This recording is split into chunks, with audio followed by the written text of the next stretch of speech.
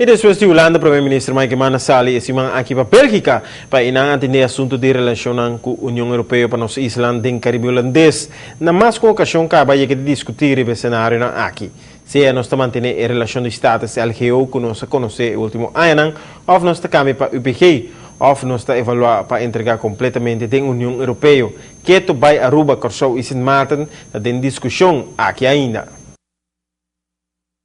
Motivo de existência a regra não preferencial, que motivo de existência de LGO, aguardo terminar e LGO não tem nenhuma significação mais, se não está, entre outros, para pensamento que Aruba a planta, que o Ministério do LGO não, mas local, UPG não tem, de não mirar como país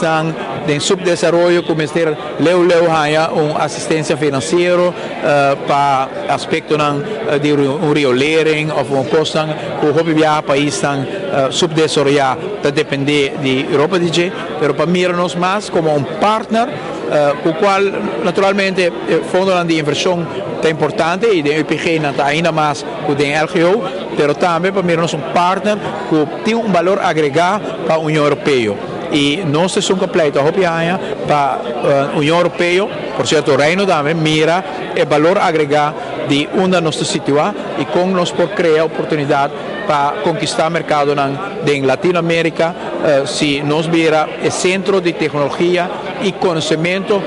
na Aruba, por exemplo, para países europeus.